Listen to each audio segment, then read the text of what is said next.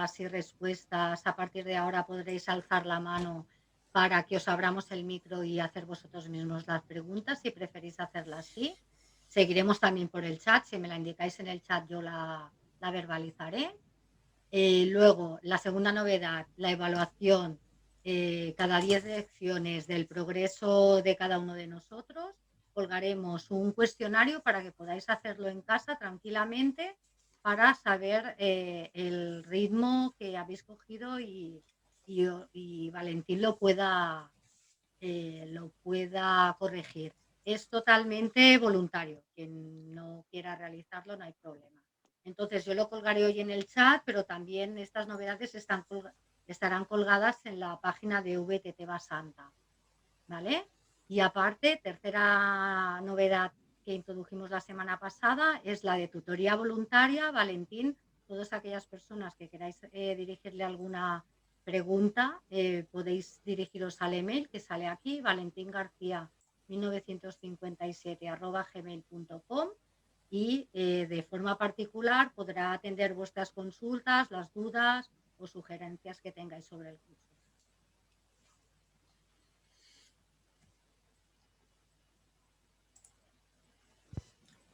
Vale, gracias, Rosa.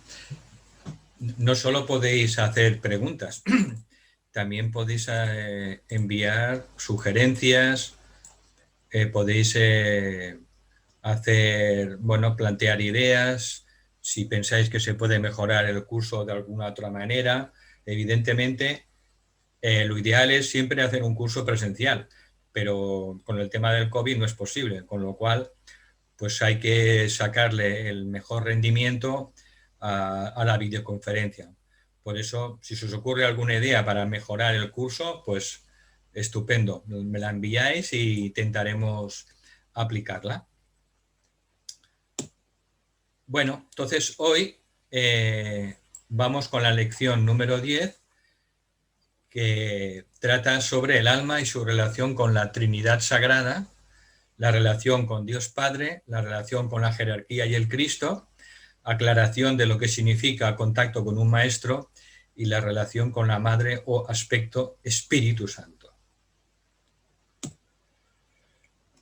Bueno, entonces vamos con el primer epígrafe de la lección, que dice que el ideal del alma que el estudiante en esta etapa está tratando de encarnar, pues se basa en tres expresiones principales de la divinidad. Corresponden, como ya deducís, a los tres rayos de aspecto, el primero, segundo y el tercero.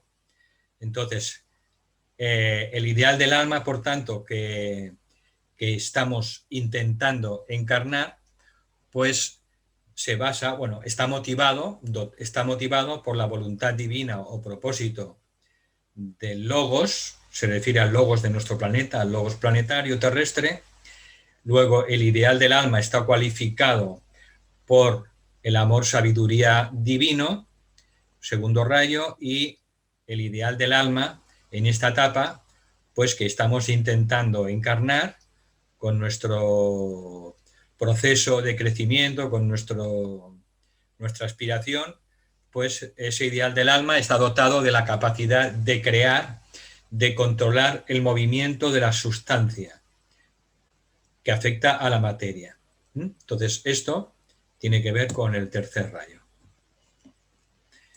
Así pues, el ideal del alma está dotado y motivado por la voluntad divina o el propósito del logos planetario.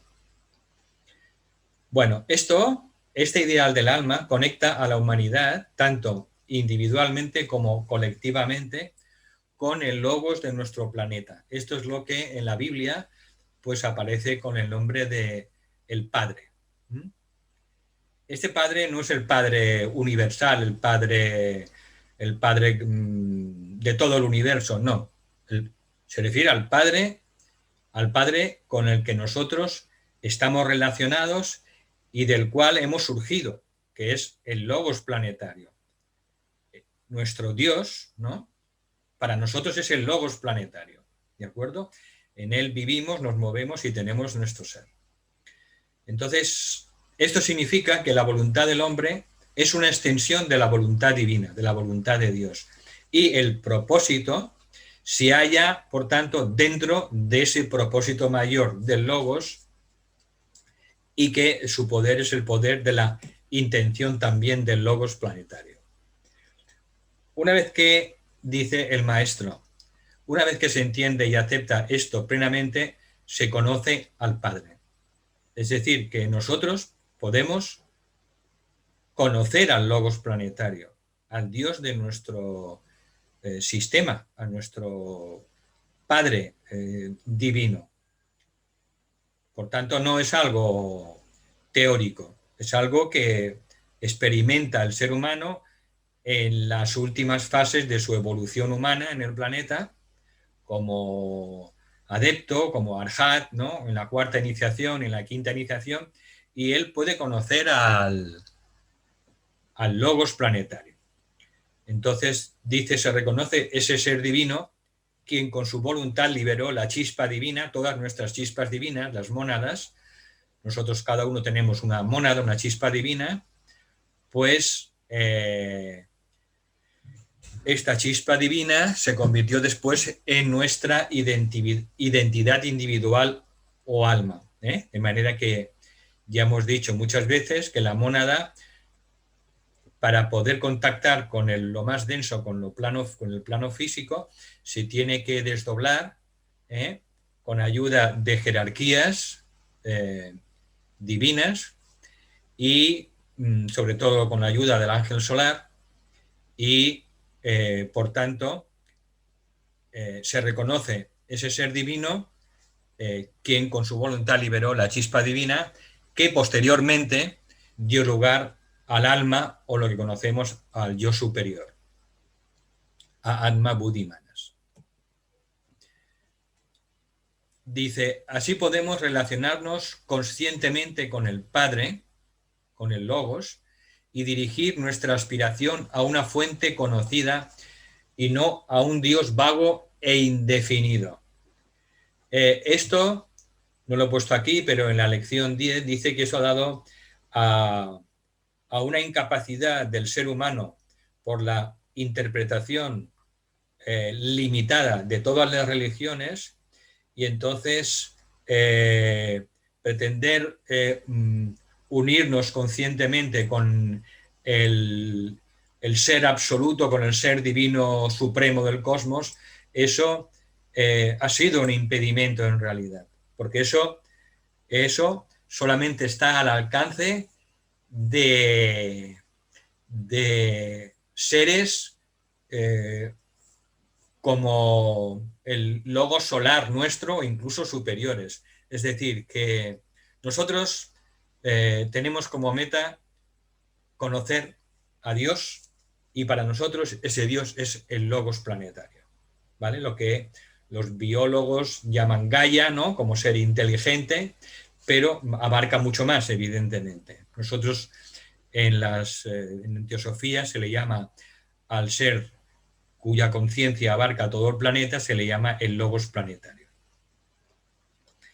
Entonces, al considerar esta verdad, dice que nos damos cuenta de que nuestro creador inmediato, de donde han surgido nuestras chispas divinas, nuestras mónadas, está mucho más cerca de nosotras y de nosotros de lo que habíamos pensado. Por tanto, el padre de cada alma de esta humanidad es el logos planetario. Es la vida rectora que habita y anima este planeta, Tierra, y toda la vida que hay en él. No solo el reino humano, sino los reinos inferiores de la naturaleza, y también alberga a no solo los 4 reinos, también al 5.º reino y al 6.º reino. Y todos los reinos de la naturaleza están dentro de esta conciencia del logos planetario. Dentro, por tanto, de la vida una universal existen, ahora sí que hablamos de a nivel universal, a nivel de todo el cosmos, existen muchos logos cósmicos, solares y planetarios, quienes habiendo sido creados a la imagen y semejanza de su Padre, a su vez crean de sí mismos. Entonces, los seres humanos somos los niños humanos, somos los hijos de Dios, pero nuestra filiación es con nuestro logos planetario y en él existimos, vivimos, nos movemos y tenemos nuestro ser. Si el estudiante puede aceptar este concepto y captar su significado profundo, esencial, dice el maestro Saint-Germain que se puede producir un ajuste divino dentro de nuestra psique, que puede tener efectos psicológicos muy profundos en nuestra personalidad. Porque ya no nos dirigimos a un ser vago, a un ser que no está a nuestro alcance, sino que eso puede tener, ¿no?, esos efectos psicológicos profundos porque nuestra conexión y nuestra relación puede llegar a ser un día, pues verdadera, como la que tienen los maestros de la jerarquía. Pueden llegar a tener ese conocimiento y relación directa con el logos planetario. Recordemos, la manifestación física densa del logos planetario es Sanat Kumara. Sanat Kumara representa el cuerpo físico del logos planetario, ¿de acuerdo? Pero en niveles superiores tenemos ese ser, esa conciencia que abarca todo el planeta, en todos los planos, desde el más denso hasta el plano más espiritual. Por tanto, dice que esta es una de las verdades más importantes con las que podemos ser impresionados y que, por lo tanto, debemos reflexionar profundamente sobre ella. Dice que nuestro alineamiento con Dios es directo y real y llegaremos un día a tener esa conciencia. Entonces, puesto que va directamente desde nuestra voluntad a la voluntad del Logos, que es quien creó nuestra alma. Y que podemos entonces volver a reinterpretar la oración del Padre Nuestro de Jesús. Dice, cuando repitamos en silencio el Padre Nuestro, ahora podemos hacerlo con un conocimiento consciente de quién es Él, relacionándonos con Él como si fuéramos un hijo suyo, hijo o hija. No temamos esa identificación, dice, ni tampoco derramar nuestro amor y agradecimiento hacia nuestro Padre, el Logos planetario. Por tanto, nuestra voluntad nos relaciona con la voluntad del Padre, con la voluntad, el propósito y el poder del Padre, y así damos uno de los primeros pasos en el sendero de iniciación que nos conduce poco a poco a una realización de nuestra identidad espiritual. Y de este modo comenzamos verdaderamente a encarnar el ideal de nuestra alma. Ahora vamos a ver la relación con la jerarquía y el Cristo. Y esto tiene que ver, se relaciona con el ideal del alma que tenemos cuando ese ideal está cualificado por el amor, sabiduría divino, el segundo rayo. Ya hemos visto que la sabiduría es inherente a la conciencia del amor divino. El amor y la sabiduría son las dos caras de la misma moneda. A medida que el ser humano se hace más sabio, por tanto es más amoroso. Y a medida que desplegamos más amor en nuestra vida y hacia el mundo y los seres que nos rodean y el universo, pues a medida que amamos más, somos más sabios. Y hemos dicho que los mejores ejemplos son el Buda y el Cristo para nosotros. Son los seres más sabios porque son los seres que más aman en la actualidad. Son los que más lejos han llegado en la expresión de ese amor y que por tanto es sabiduría. Por tanto, la cualidad de ese amor se deriva del corazón, la conciencia del aspecto alma, de nuestro logos planetario. Entonces, el centro de nuestro planeta el chakra o el centro energético de nuestro logos planetario que representa ese amor es la jerarquía espiritual, la jerarquía o la gran fraternidad blanca. Esto vincula, por tanto, a la humanidad, tanto individual como colectivamente, con el Cristo al frente de la jerarquía, y que la jerarquía, por tanto, encarna el corazón mismo de nuestro logos planetario. Por tanto, el hombre se relaciona con los maestros de sabiduría, esos seres divinos que se han realizado plenamente y que han crecido en su filiación divina a través de su identidad con el Cristo. Estos son los hermanos mayores de la raza humana, los guías y los guardianes de nuestra civilización, los maestros y salvadores de nuestra alma. Aunque dice el maestro que habitualmente no nos encontramos con ellos, puesto que viven en un rango de una frecuencia más allá de nuestra percepción. Recordemos que la jerarquía corresponde al quinto reino de la naturaleza, el llamado reino espiritual o reino de las almas liberadas, pues habitualmente viven siempre en ese rango de frecuencia. Es parecido a lo que ocurre con los animales y nosotros. En relación de los humanos con los animales, pues nosotros vivimos en un rango de frecuencia mucho más elevado que los animales. Entonces, dice que nos podemos relacionar con los maestros como hermanos más jóvenes y que la manera de acercarse a ellos, evidentemente, es pues siguiendo o expresando las verdades que ellos han encarnado. Y estas verdades están contenidas en todas las grandes escrituras espirituales y también, sobre todo, están contenidas en las enseñanzas del Buda y Jesús de Nazaret, que para nosotros pues son muy comprensibles. Por tanto, tenemos que reconocer que nuestra alma está en contacto con la jerarquía y que cada alma humana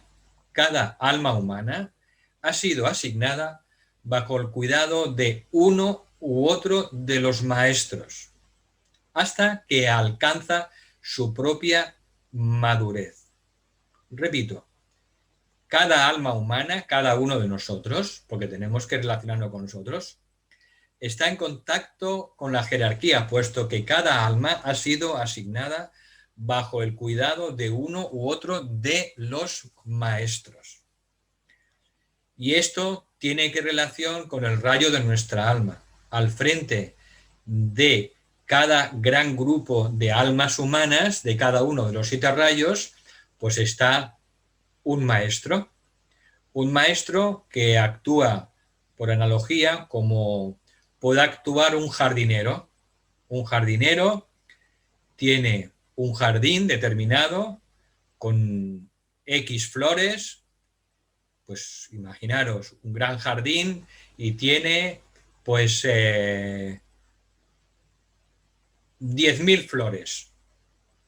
Y el jardinero, pues cada mañana se va paseando por las flores de su jardín y va viendo pues cuáles están cerradas, cuáles están un poquito más abiertas, va viendo qué les falta a cada una, si a una le falta abono, a otra le falta agua, a otra le falta un poco más de luz para que no le dé tanta sombra. Y los maestros son como esos jardineros y a su cuidado tienen un número enorme y tremendo de almas humanas, de acuerdo al rayo del alma. Por tanto, diríamos que hay como 7 grandes jardines, un jardín para cada rayo, y al frente de ese jardín hay un gran maestro evidentemente con sus ayudantes que se encargan de que ese jardín florezca lo mejor posible. Dice, este concepto es un concepto importante que hay que captar y comprender correctamente. ¿Por qué? Porque existe el peligro de que lo malinterpretemos si lo vemos desde el punto de vista de la personalidad y que pues caigamos en un espejismo. Entonces, por eso el maestro Rakoczy da unas puntualizaciones estupendas, clarificadoras, de lo que representa el contacto con un maestro. Y dice, en primer lugar, cada alma tiene su relación particular y específica con uno de los hermanos mayores. Y esto, vuelvo a repetirlo, intentemos también verlo desde nuestro punto de vista, que nosotros estamos aquí incluidos. Cada alma es vigilada y guiada en los niveles del alma a través de las diversas etapas del desarrollo evolutivo. Y este hermano mayor puede ayudar solamente dentro de ciertas limitaciones. Este hermano mayor puede ayudar únicamente dentro de ciertas limitaciones. Primero, el contacto con un maestro se establece únicamente con el alma y nunca con la personalidad. Ojo, el contacto con un maestro se establece únicamente con el alma, con el yo superior, y nunca con la personalidad. En la herramienta o instrumento del alma, que como sabéis, se compone del cuerpo mental, el cuerpo emocional y el cuerpo etérico físico. Por tanto, su relación, la relación del maestro, únicamente es con nuestra alma, no es con la personalidad. Este contacto se realiza a través de conceptos abstractos en el mundo mental abstracto, que ya forma parte del mundo del alma, y de energía, nunca a través de pensamientos o palabras. Esto lo explica ahora un poco mejor. En otras palabras, un maestro puede impartir ciertas verdades al alma espiritual, al yo superior, a través de la transmisión de conceptos en niveles mentales superiores. Y la persona en el camino espiritual, en el sendero, el hombre enfocado en el cerebro, debe fusionar su conciencia con la del alma para darse cuenta de esta comunión o recibir esas verdades en su conciencia a través del contacto con nuestra alma. Las palabras o imágenes utilizadas para traducir esta verdad luego a nivel mental concreto serán las nuestras. Nosotros recibimos esas verdades, esos pensamientos abstractos y luego nosotros los traducimos con nuestra mente concreta, según nuestro bagaje, según nuestra experiencia, las traducimos y las formulamos con nuestro propio cerebro, según se traslada el flujo de abstracción en forma concreta. Luego, importante, una verdad impartida siempre debe tomar la forma de una abstracción. Debe ser universal en su aplicación, no solo para nosotros. Debe ser, por tanto, universal en su aplicación para todos los seres humanos y está relacionada únicamente con la enseñanza. En otras palabras, un maestro no tiene permitido dar consejos respecto a un problema de la personalidad. Eso lo tenemos que solucionar nosotros. Un maestro no tiene permitido dar consejos respecto a un problema de la personalidad o dar sugerencias o dirigir a una personalidad a una acción determinada. No, porque ya hemos dicho que el maestro no se relaciona nunca con las personalidades, solo con el alma. Por tanto, la propia voluntad, el libre albedrío, siempre se respeta en todo momento. Un maestro lo que hace es liberar su energía divina en el mundo del alma.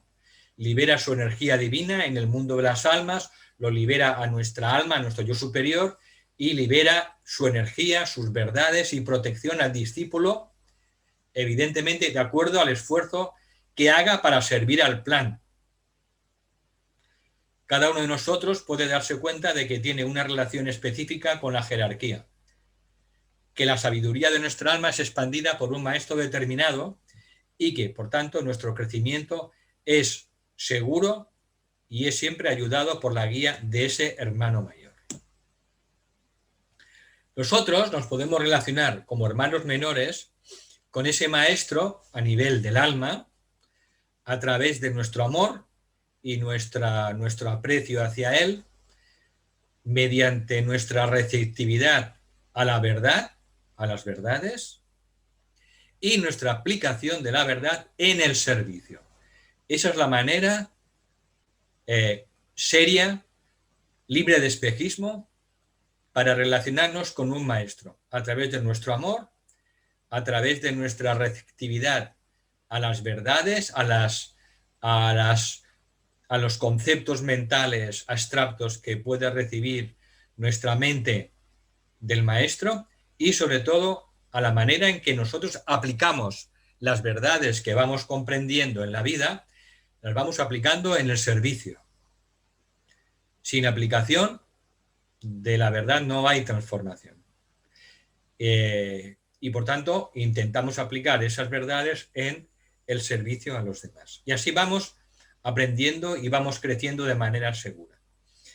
Cuando esto ya se ha hecho de una manera continua, pues más adelante en el sendero de probación se puede invocar conscientemente tanto la sabiduría como la energía del maestro para que eso tenga un efecto en la actividad de servicio. Podemos, por tanto, invocar la energía del maestro y su sabiduría para que eso se pueda luego trasladar en nuestro servicio planificado. Y ahora llegamos al tercer ideal del alma. El tercer ideal del alma está dotado de la capacidad de crear, de controlar el movimiento de la sustancia. Esto es el tercer rayo, la capacidad de ser creadores de la materia, creadores de la sustancia. Y esto finalmente nos vincula con el aspecto madre o el aspecto Espíritu Santo, o también llamado la mente divina. ¿De acuerdo? Tenemos, por tanto, la voluntad, tenemos el amor, pero a la hora de que se pueda trasladar en los mundos inferiores la capacidad de crear del alma y de crear en sustancia, de crear en materia, en los tres planos inferiores, esto pertenece al tercer aspecto de nuestra alma que nos une y vincula y relaciona con el Espíritu Santo o la mente divina o el aspecto madre. Conforme establece un contacto específico con este aspecto, el discípulo en el sendero lo hace a través del ángel de la presencia. Ese ángel de la presencia es ese cuerpo energético de luz que alberga su ser crístico trascendente. Cada uno tenemos ese ángel de la presencia. Y ese ángel de la presencia es ese cuerpo energético de luz en el cual reside nuestro ser crístico trascendente. Este ángel de la presencia sería, en términos teosóficos, Manas, el aspecto inferior del yo superior, que es la mente abstracta.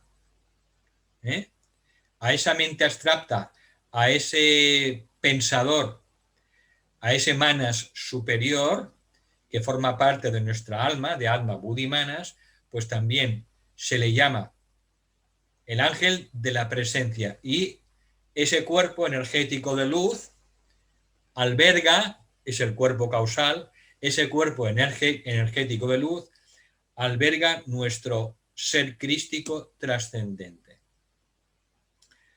Por tanto, en esto que acaba de decir el maestro, tenemos que, dice que hay un gran misterio y que por tanto tenemos que reflexionar, porque luego esto tendrá aplicación práctica, y de esto se habla en las lecciones siguientes. Recordar que estamos en la lección 10 y faltan 30 lecciones todavía.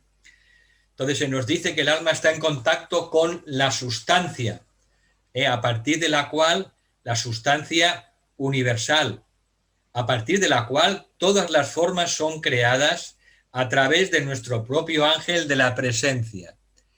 Y por ello, el alma es capaz de controlar el movimiento de la sustancia y crear las formas que nuestro servicio adoptará en el mundo. El medio utilizado en el proceso de la construcción de formas, que es el aspecto madre en los que se refiere a este planeta, es la mente divina. Por tanto, dice que la voluntad del Logos impresiona primero la sustancia o la inteligencia con su propósito, hablamos del Logos planetario, y cuando el Logos con su voluntad impresiona la sustancia, la inteligencia, ese plano de la mente abstracta, del plano mental superior, es cuando entonces aparecen los arquetipos, las formas arquetípicas que luego se irán manifestando con el tiempo en los tres mundos inferiores. De manera que el mundo de los arquetipos es el mundo divino. Y para que esos arquetipos existan, lo que hace el Logos a través de su voluntad es impresionar esa inteligencia, esa sustancia, esa mente, y después de eso es cuando aparecen las formas arquetípicas, los arquetipos. Y esos arquetipos son los arquetipos del plan de Dios, el plan divino. El plan divino es ese conjunto de arquetipos, de formas arquetípicas, que con el paso del tiempo se irán expresando y manifestando a lo largo de la evolución. Entonces, el ser humano no tiene poder sobre esos arquetipos, porque son las formas arquetípicas de la propia divinidad.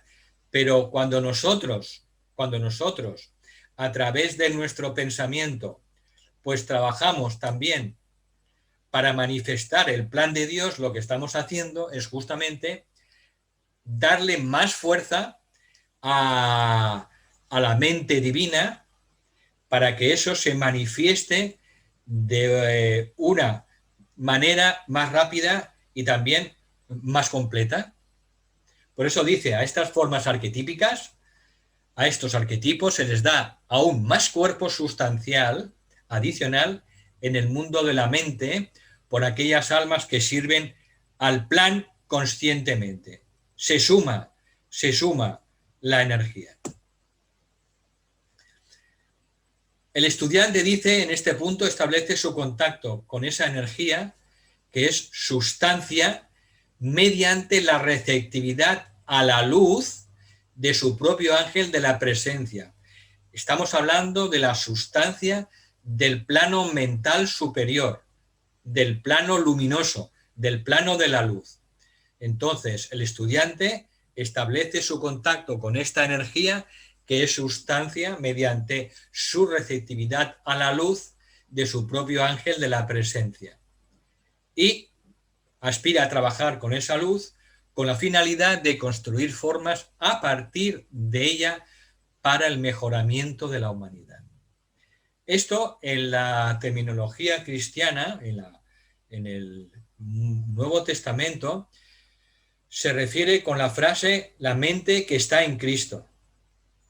Esta mente que está en Cristo es la mente universal, la mente en el plano mental superior. Y nos volvemos con el paso del discipulado receptivos a esa mente en el plano mental superior, tratando siempre de utilizar la sustancia mental de una manera correcta. Dice que esa mente que está en Cristo, esa mente superior, la debemos visualizar como una luz azul blanca que impregna nuestro cuerpo mental desde arriba, desde el plano mental superior, a través de la imaginación creadora, tenemos que visualizar cómo esa luz azul blanca del Cristo y de la jerarquía, que es su color esencial, más importante, cómo impregna nuestro cuerpo mental desde el plano mental superior. Y conforme la recibimos, pues vamos dirigiendo su voluntad al bien y su voluntad de amar a través del ángel de la presencia. Esto evidentemente requiere reflexión, requiere que reflexionemos, porque luego esto tiene su parte práctica y que en las lecciones posteriores se irán también ampliando y se irán desvelando. Es trabajar con la sustancia luz del plano mental superior, a través de la mente, en la creación de formas de pensamiento que finalmente se transformarán a través del plano emocional, alineado e integrado en formas y proyectos de servicio, organizaciones o todo lo que pensemos en el aspecto evolutivo y luminoso se trasladarán finalmente en el mundo físico, que harán justamente que el plan divino se vaya manifestando de una manera mejor y más rápida. Por tanto, el resultado es un conocimiento creciente de los arquetipos, de las formas arquetípicas en el mundo mental superior, y con ello un conocimiento del plan divino, al igual que una habilidad siempre creciente de moldear con inteligencia esas formas que llevarán el plan divino a la manifestación externa. Esto es magia blanca. El camino del mago blanco, y toda discípula y todo discípulo se convierte en un mago blanco. Significa que crea, ayuda a que se manifieste el plan divino. Y ese plan divino está en el mundo mental superior. Esos arquetipos de verdad, de bien y de belleza, implantados por Dios mismo, por nuestro logos planetario, es lo que tenemos que ir captando poco a poco y irlos expresando en nuestra vida de servicio. Bien, otro punto en relación al aspecto inteligencia, a esto que estamos hablando, es que el alma crea su propio vehículo de encarnación. Debido a esta energía, la energía del tercer rayo de la inteligencia. Y debido a esta energía, es como nuestra alma, nuestro yo superior, crea nuestra triple personalidad. Por tanto, el cuerpo, las emociones y la mente es una cristalización del aspecto madre, el aspecto Espíritu Santo. Su sustancia fue impulsada por la actividad de la voluntad divina del alma, cualificada por el amor y moldeada en la forma a través de la actividad inteligente de nuestra alma. Siempre recordemos, nuestra alma es voluntad divina, es amor divino, sabiduría, amor, sabiduría divina. Y también es actividad inteligente, actividad constructora de formas, actividad creadora. Quien crea es el tercer aspecto, no crea la voluntad ni el amor. Crea finalmente el tercer aspecto de la actividad inteligente de nuestra alma. Y por tanto este triple vehículo constantemente es revitalizado y reenergetizado por esas energías vitales que vienen de nuestra alma y que son portadoras del aspecto madre.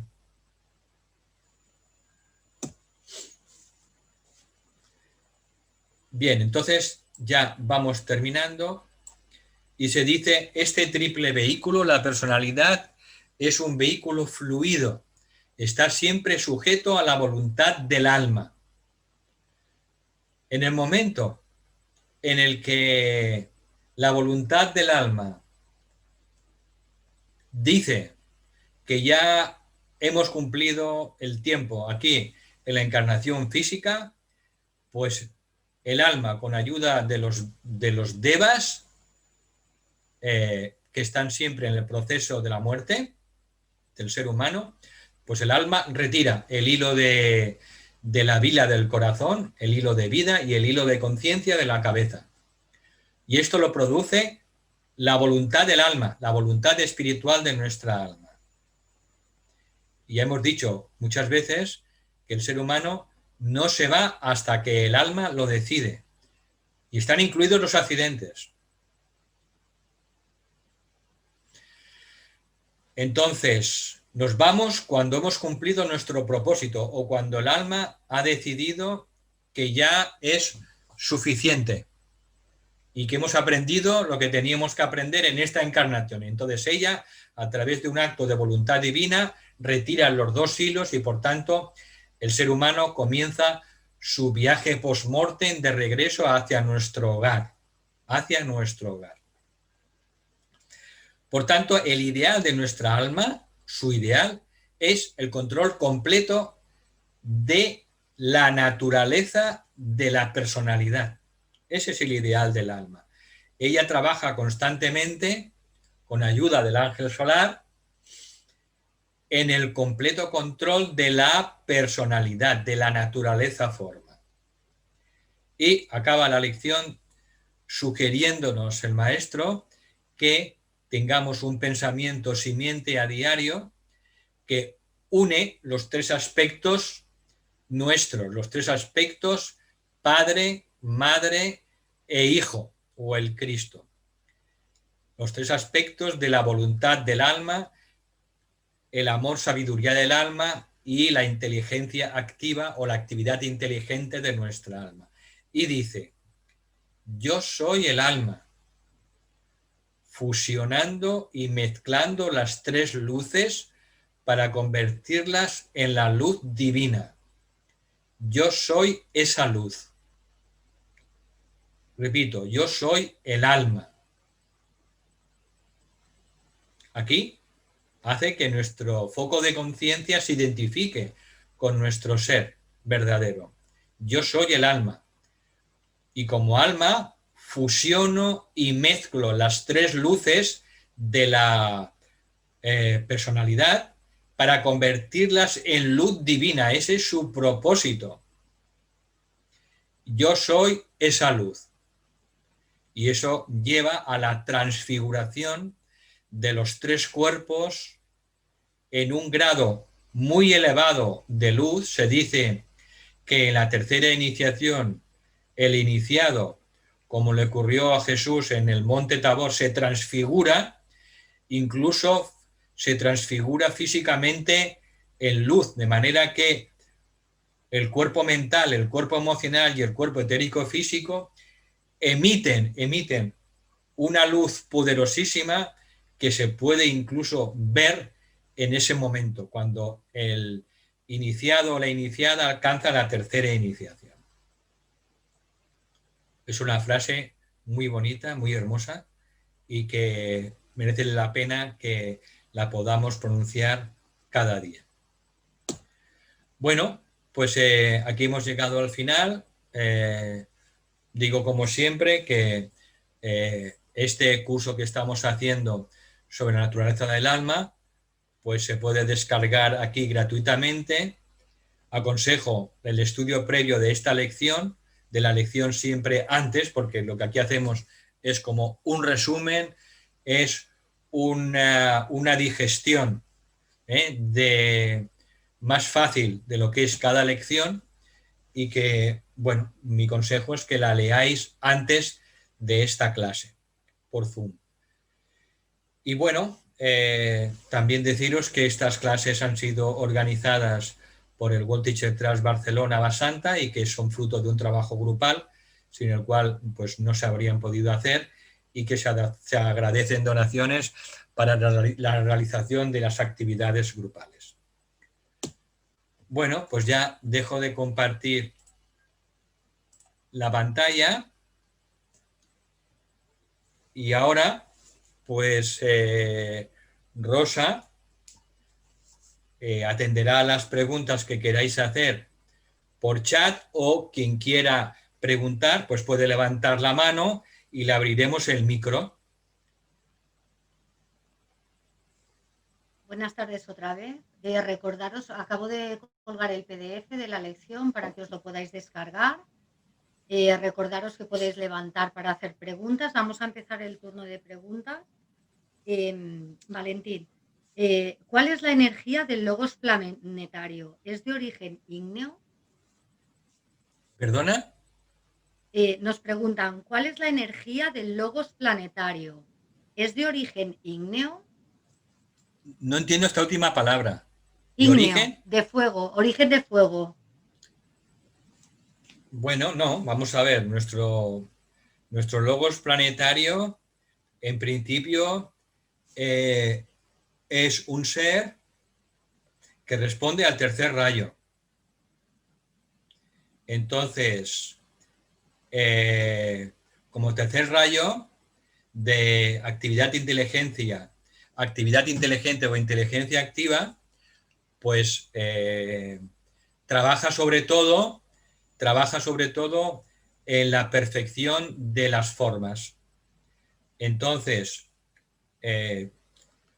nuestro planeta, nuestro logos planetario, no es un planeta sagrado todavía. Está en proceso de perfección, de aprendizaje. No es como otros planetas sagrados de nuestro sistema solar, como Vulcano, o como Venus, o como Júpiter. Entonces, a medida que él también va evolucionando, también todos los seres de todos los reinos vamos evolucionando. Y a su vez, con nuestra propia evolución consciente, los seres humanos ayudamos también al proceso evolutivo también del logos planetario. De manera que nos vamos ayudando mutuamente. El logos nos ayuda y nosotros ayudamos al logos. Entonces, cuando preguntáis si la energía de nuestro logos es ígnea, bueno, es que toda la energía del universo es fuego. Toda.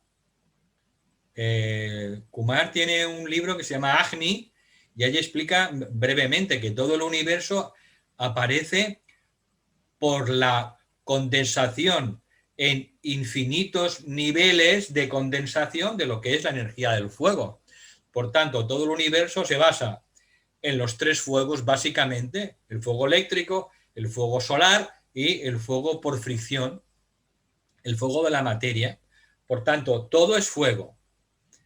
Entonces, el logos planetario es fuego, pero nosotros también somos fuego. Nosotros también tenemos fuego en el cuerpo, el fuego de la materia, el fuego de Kundalini. Nuestra alma es fuego, nuestra mente es fuego y nuestra mónada es fuego. Por eso nos llaman chispas divinas. Es decir, que todo es fuego y todo en el universo es una progresiva e infinita condensación de lo que es el fuego, la energía ígnea. De las personas que quieran más información, yo les remito al libro de Kumar que se llama Agni y que es un librito pequeño, pero es muy clarificador. Muy clarificador. Y ahí explica que igual que ocurre con el vapor de agua cuando se enfría y da lugar a las gotas de agua, y las gotas de agua cuando se enfrían producen el hielo, pues lo mismo ocurre, algo parecido con el fuego. A través de ese proceso de condensación del fuego cósmico, del fuego universal, pues se va produciendo todo el universo. En la doctrina secreta a ese fuego universal se le llama Fohat. Fohat.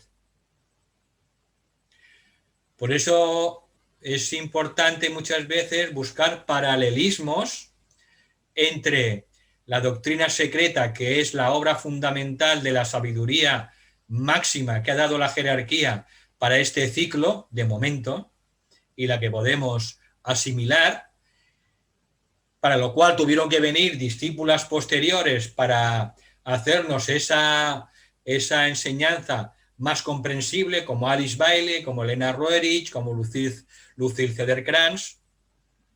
Entonces, tenemos que, a través de los estudios de la doctrina secreta y los estudios de, sobre todo, los libros del tibetano, de Alice Bailey, pues encontrar esos paralelismos entre algunas palabras en sánscrito, ¿no? Y lo que explica el tibetano de una manera un poco más sencilla. Entonces, ese fuego universal es Fohat en la doctrina secreta. Y es universal y es la fuente de toda la energía del universo. Por tanto, todo es fuego. Todo es fuego. De aquí que en el discipulado nos vayamos acercando de una manera sabia y prudente a contactar con niveles de fuego mucho más poderosos con los que estamos acostumbrados. Cada ser humano vibra en una frecuencia ígnea y el discipulado lo que ayuda en este proceso de purificación de los cuerpos, de proceso de meditación, de aspiración, lo que hace poco a poco es capacitar a la discípula y al discípulo para ponerse en contacto no prematuro, porque eso puede producir un desastre en la vida de ese ser humano, porque es como si a una persona, pues en un cable de 220 voltios, de repente le pasáis pues 1.000.000 de voltios. ¿Qué ocurre? Pues se quema, literalmente. Por eso el discipulado es un proceso gradual para ponernos en sintonía con niveles cada vez más elevados de ese fuego, de ese Fohat. Los ángeles tienen una vibración, una frecuencia muchísimo más elevada que los seres humanos y es una frecuencia ígnea mucho más elevada que el ser humano. Por eso el ser humano no se puede poner en contacto prematuro con los ángeles, porque literalmente el ser humano podría ser carbonizado, quemado. De hecho, hay testimonios de ciertos seres humanos, a veces no por ejercer malas prácticas, a veces por un contacto prematuro con esas energías. Eso lo podéis encontrar en el libro de la música que os recomendé en una de estas clases de Krill Scott, autor también de El Iniciado y El Iniciado del Nuevo Mundo, y uno de esos compositores que se llamaba Scriabin, pues acortó su vida justamente porque contactó prematuramente con el reino angélico de esferas muy superiores y eso finalmente produjo pues un acortamiento de su vida física. Por eso el discipulado es un camino gradual de ponerse en contacto con niveles cada vez más elevados de ese fuego. Nosotros no podemos contactar con un maestro sin estar preparados, porque un maestro literalmente es un ser de fuego, es una bola de fuego, es un sol viviente. Por tanto, tenemos que dar los pasos poco a poco, gradualmente, pues para acercarnos a esos niveles cada vez más elevados de lo que es el fuego de Fohat. Ya está. Y recordaros que en el chat os he puesto el cuestionario de evaluación para todos aquellos que queráis realizarlo. También lo pondremos en la página de la VTT para por si no os lo podéis descargar ahora. Segunda pregunta, Valentín. ¿Los Sí, denominados señores de la infinita devoción y sacrificio son los ángeles solares? sí, es un nombre poético que se le ha dado a los ángeles solares porque hicieron y hacen un formidable sacrificio porque están unidos con nosotros desde hace 18 millones de años aproximadamente. Eh, hicieron un gran sacrificio. El logo solar les pidió si podían colaborar con la evolución del reino humano en el planeta Tierra, porque ellos no son del planeta Tierra. Entonces, abandonaron su lugar tan elevado para responder a la petición del logo solar. Y entonces los ángeles solares acudieron, igual que acudieron los Kumaras, los señores de Venus, para ayudar a la evolución de la hermana pequeña de Venus, que es la Tierra. Entonces, ellos hicieron un sacrificio que solo podremos comprender en la cuarta iniciación cuando veamos cara a cara a nuestro ángel solar y él quede liberado de su sacrificio. Entonces nos daremos cuenta de lo que es la ley del sacrificio. Recordar que la ley del sacrificio es una de las 7 leyes de la vida de nuestra alma. Esto está expuesto en el tomo segundo de Alice Bailey, de los 7 rayos. El alma tiene 7 leyes, las 7 leyes que rigen la vida del alma, y la primera es la ley del sacrificio. De manera que, como la naturaleza, los que más saben ayudan a los que menos saben. Los hermanos mayores ayudan a los hermanos menores. Los padres ayudan a los niños pequeños. Pues lo mismo. Cuando leáis la doctrina secreta y la estudiéis, más que leerla, estudiarla. En la doctrina secreta, los ángeles solares reciben también diferentes nombres. De hecho, muchos nombres. Muchos nombres. El más conocido se llama Agnisvata. Agnis, fuego, pues, Vata, ángel solar. Pero también se les llama Manasaputras o Manasadevas. Manas es mente. Por tanto, los señores que nos dieron la mente. Los que nos dieron la mente eran aquellos que podían darla en ese momento. Y era la jerarquía divina, la jerarquía de los ángeles solares que vivían y viven en nuestro sistema solar. Entonces, ellos fueron los que nos dieron la mente. Los que nos dieron el cuerpo fueron una jerarquía menor, los Pitris Vareshats, los Pitris lunares. Ellos no dieron, es decir, una jerarquía solo puede dar lo que tiene. Y entonces no estaban en ese punto evolutivo para dar la mente. Dieron, eso sí, los cuerpos en la primera raza humana y eso fue lo que aportaron los Pitris lunares, pero los ángeles solares pudieron darnos la mente, manas. Por tanto, cuando leáis la doctrina secreta encontraréis muchos nombres para los ángeles solares, ¿no? Agnisvatas, Manasaputras, Manasadevas.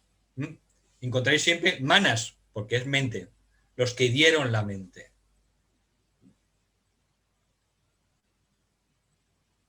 De hecho, el día 14 y 15 de noviembre me parece que Eva Inglada va a dar un cursillo, ¿no? Pues para dar los primeros pasos para mejorar nuestra comunicación, los primeros pasos, por tanto es un cursillo de introducción que requerirá luego práctica para acelerar ese proceso de comunicación con nuestro ángel solar.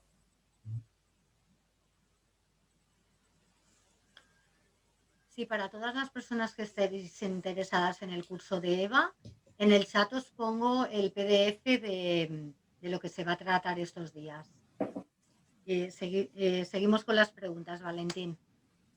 ¿A qué se refiere Kumar cuando dice que como energía en nuestro cuerpo físico tenemos al Padre, la Madre y el Hijo juntos en la coronilla, punto norte? Y cuando llega al noreste, al centro Agna, la energía se separa en masculino y femenino. El Padre es Pingala, la Madre Ida y Shushupna el Hijo.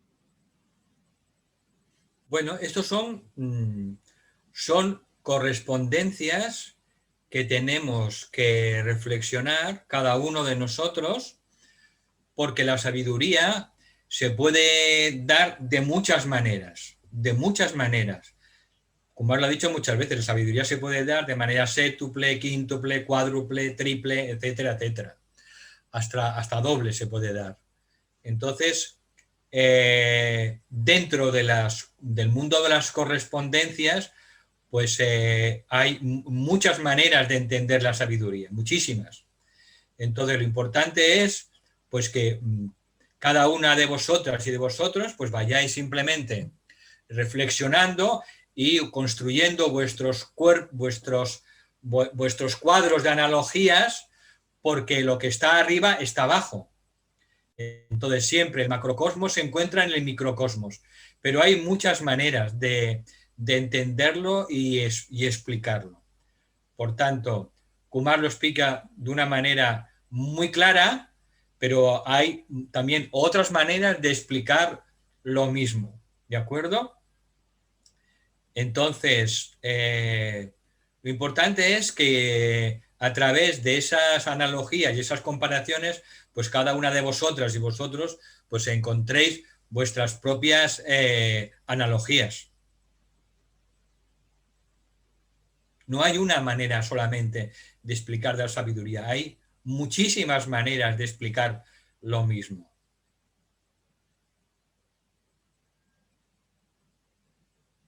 Por tanto, no voy a entrar en detalle, ¿eh?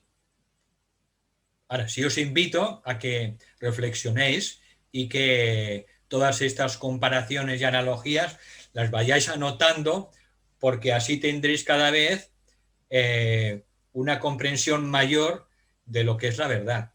Y de hecho, la analogía es fundamental. Utilizar la analogía en nuestros estudios espirituales es esencial, es clave.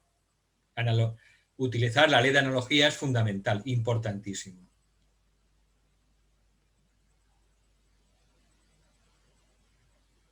Llegamos a la última pregunta. ¿Nos puedes explicar una vez más cuando se afirma que la energía Kundalini es el fuego de la materia y en consecuencia un fuego por fricción? Sí.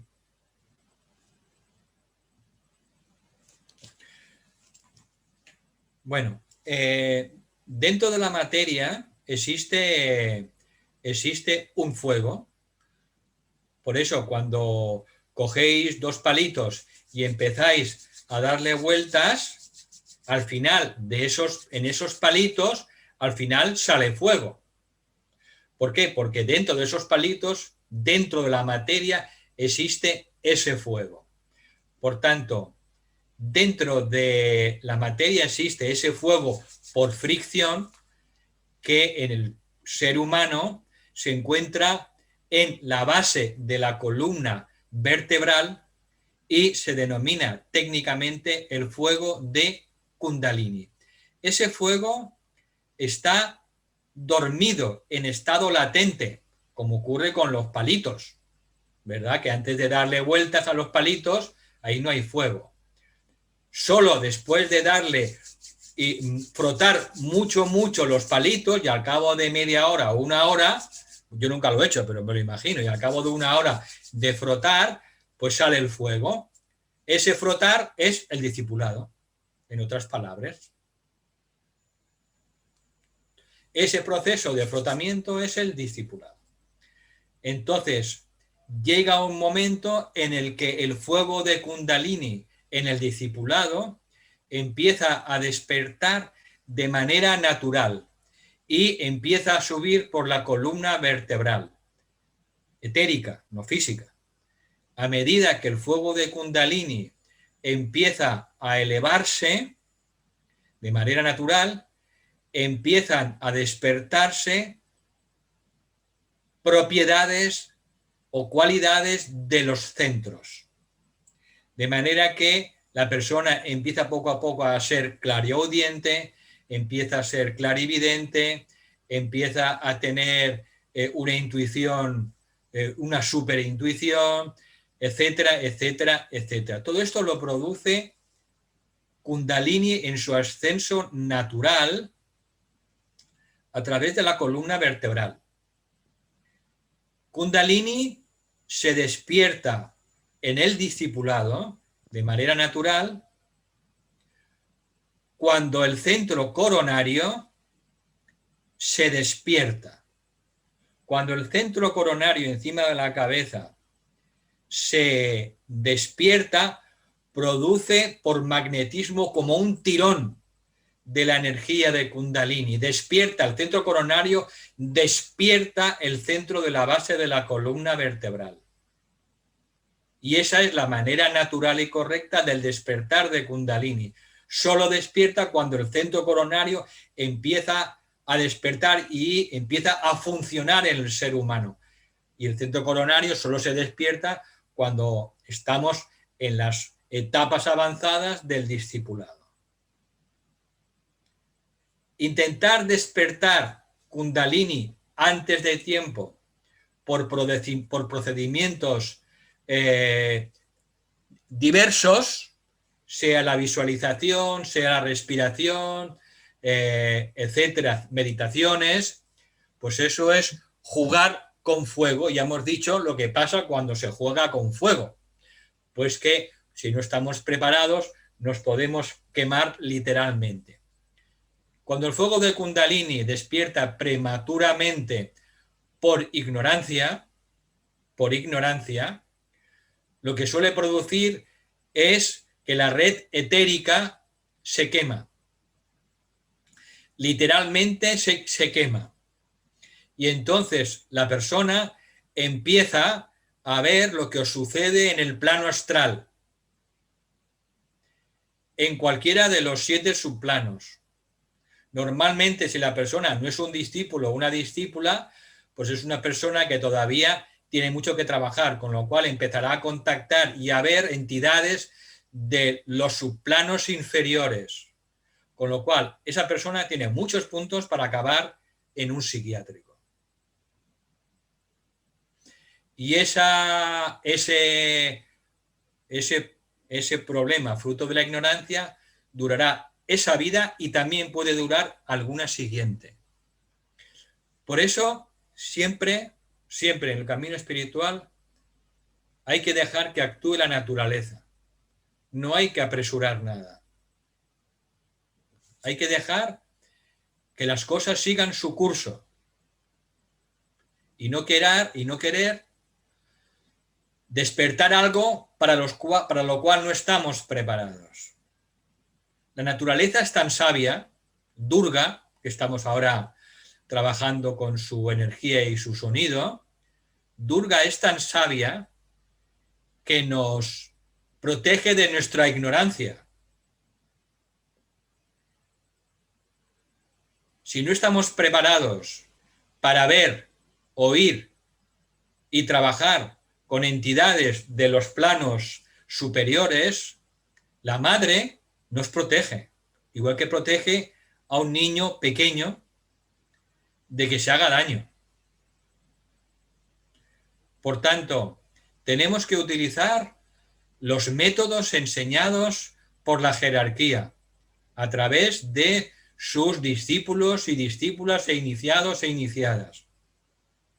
Kumar y muchos otros, Alice Bailey, y trabajar con métodos seguros que vienen de inspiración jerárquica. Por tanto, hay que ser muy prudentes en la vida espiritual y no querer correr antes de saber andar. Entonces, bueno, lo tenemos que saber y tener muy claro que la finalidad del discipulado es servir cada vez mejor al plan de Dios.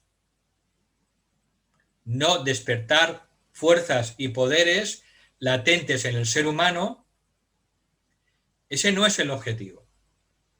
Eso llegará en su día a despertarse cuando estemos preparados, cuando la madre lo permita y vea que no nos vamos a hacer daño y que estaremos preparados. Por tanto, hay que tener mucha prudencia y tener mucho sentido común, porque por ahí, pues a veces se dan cursillos y se venden cursillos o iniciaciones, pues para despertar cualidades, bueno, para despertar poderes, para despertar la Kundalini. Y luego las personas que hacen esos cursos luego pueden tener problemas muy serios, muy serios. De esto advierte muchísimo el tibetano en sus libros. Mucho ojo con la respiración. La respiración es fuego, podemos quemarnos. Hay que utilizar métodos comprobados que vienen de la jerarquía, como los métodos que enseña Kumar o enseña el tibetano en sus libros. Mucho ojo con querer correr antes de saber andar. Y ahí lo dejo. Tenemos que tener prudencia y mucho sentido común. La cabeza en el cielo siempre, pero los pies en la tierra. Gracias, Valentina. Hasta aquí las preguntas. No sé si hay alguien que quiera que le abramos el micro para hacer alguna pregunta.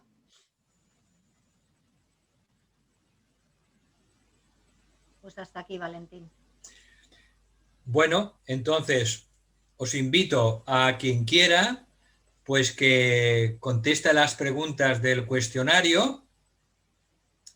Ya digo en el cuestionario que si os cuesta responder, podéis mirar el libro, ¿de acuerdo? Podéis consultar el libro, no es un suspenso ni mucho menos. Lo que se pretende con este trabajo del cuestionario simplemente es que reforzar vuestras ideas y lo que yo pueda ver que con claridad que no es que es un error, pues entonces humildemente os diré, mira, yo te sugiero pues que este apartado de esta lección lo leas para que llegues a otra conclusión. Repásalo, por favor. Pero es voluntario, de manera que son unas preguntas, es un examen, un test voluntario. No se obliga a nada a nadie. Pero os va a hacer que pensar, ¿eh? No penséis. Pero todas las preguntas que están en las lecciones, ¿eh? No me he inventado nada. No os pregunto algo que no esté en las lecciones. Y encima os dejo que si tenéis dudas, consultéis las lecciones. De manera que, bueno, pues será una manera también para que repaséis algunos cuantos conceptos. Es como un repaso también para vosotras y vosotros.